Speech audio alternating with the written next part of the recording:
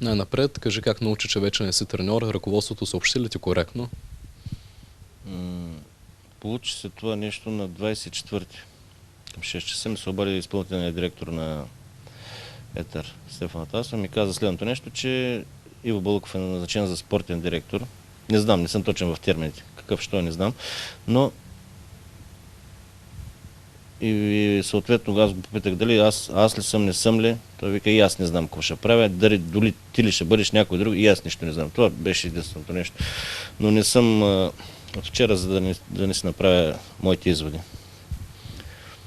И това беше. След това не ти казаха нищо. Официално нищо няма. Официално да ми се обадят, днес ти не си назначен, ти си уволнен като треньор. Когато говори с Радослав Владев, когато те покани, обсъждахте ли какви играчи ще бъдат вземани, кога ще подпишеш договор? Вижте се, основката беше такава, че аз имах договор с Бяла Слатина. И той какъв договор, тъй като и трябва лицензиран треньор да има там в отбора. Помолиха ме. И аз си дадох лиценза. И просто време нямаше кога да се разтрогне договора, за да мога да бъда назначен тук. Това не беше проблем. 19-ти мисля, че беше първи арбитраж, който ми се прекрати договор и тогава щях да бъда назначен. За играчи говорите? Предвид, че трябваха много играчи, не много играчи, трябваха около 5-6 човека, които да подновят отбора. Той ми каза лично, търсете класен нападател. Но същевременно и аз си подготвях и други работи. Футболисти, които в линии, които ми трябваха, както аз преценях. Футболисти в защита, халфова линия. Защото такива футболисти трябваха. Те щяха да бъдат без трансферни искове, без такива. Свободни щяха да дойдат. Коректен ли беше Стефан Атанасов? Предполагам, че той е бил връзката с Радослав Владев. Той му е казал какви са твоите виждания за отбора. Аз го казах на ваши колеги, че имам предчувствието, че не му се предаваш цялата истина на него. Така както аз се предавах. Възможно ли е вече да не си треньор на Етър, защото си искал да изгониш доста футболисти и някой от тях не е трябвало да бъде гонен? Причините бяха три. Първата, която е основателна, че са слаби резултати. Наистина, ако е за това, пак казвам, добре. Втората е, че прекалено малко бях груб към, не съм бил груб към изказванията, ами критичен към футболистите. Но пак казвам, аз не мога да кажа, че играят добре, след като всички го виждат, че не е така. И третото е, че списъка на футболистите може би ги е подразнил някои хора и затова. Значи, който иска да свърши работа и казва истината, го гонят от Етър.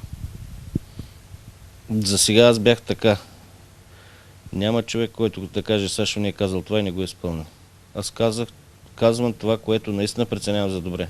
Защото исках да нося и си нося отговорността. А когато се берат 3-4 човека, като кажат, ние носим отговорност, това е безотговорност. Повече от един човек, който носи отговорност, е безотговорност. Кажи каква ситуация завари в клуба? Играчите имаха ли мотивация? Бяха ли добре подготвени физически? Вижте сега, днеска е 9-ти, мисля. Не мисля, 9-ти.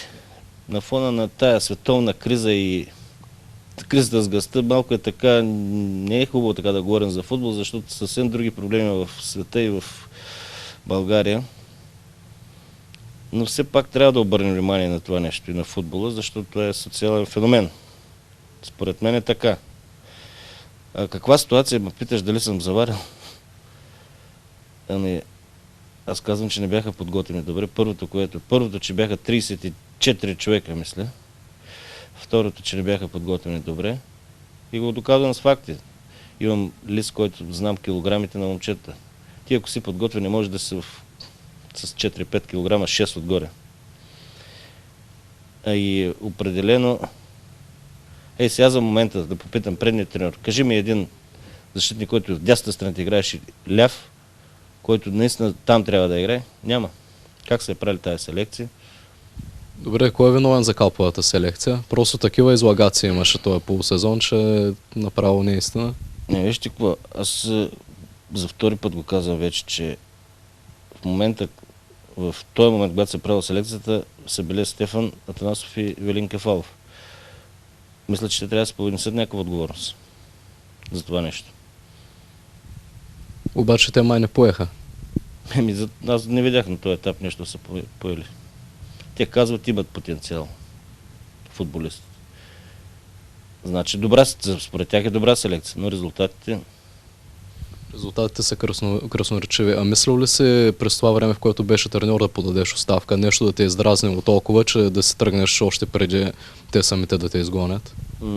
Той беше още 3-4 матч, когато аз ги поех, беше в Бяла Слатина. И казвам, такъв слаб отбор пък да ни победи. Още по време, когато се прибирахме в автобуса, бях го решил това нещо. Се викам пък, защо трябва пък да се предавам. Някакво наказание ще измисля. То беше следното, да се намалят заплатите.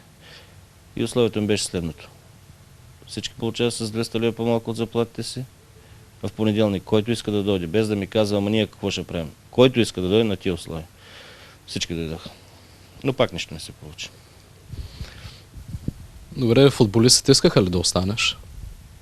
Аз направих една анкета, защото си мислех, викам да не би да не искат пък, защото наистина дисциплината беше, тренировките бяха наистина здрави. Но това е пътя към успеха. Ако някой ми каже някакъв друг път, по него ще тръгнем. Но не вярвам да без работа и да не се постигат успехи. С това направих една анкета анонимна. Който иска аз да съм треньор, да напише да. Който не иска, не. И получа следния резултат. Мисля, че само 2 човека от 33-4 написаха не. Но пак честно го казват. И аз мисля, че искаха. Колко са чистосърдечни, това не го знам. Как се получи това, че все пак ти докато беше треньор, резултатите пак бяха доста слаби, но въпреки това феновете страшно те подкрепят? Да знам сега, може би. Какво го отдаваш? Вижте, аз единственото нещо, за което съм поел етър, съм си мислил, както и аз да израствам в тая професия, така и да направим футболистите работоспособни, с добри качества, защото по принцип в света, в България, пари се плащат за качествата. И затова наблягах на по-здрави тренировки, и тактически, и други наши спортни работи. Успя ли да промениш мисленето на футболистите? Сега Арнолдо в по-добра ситуация ли заварва, отколкото ти, когато дойде? Аз мисля, че 6-7 момчета разбраха, че наистина може да има и удоволствие от тази игра.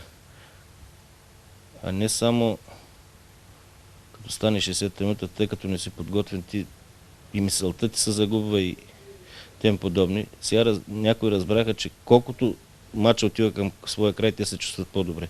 Това е удоволствието. Дали кайцата... единственото нещо гарантирам, че поне футболисти са в добро функционално състояние като килограми, защото на всички дадох програма да се готвят. Да ми дойдат някакво на едно стъпало 30% почти подготвени.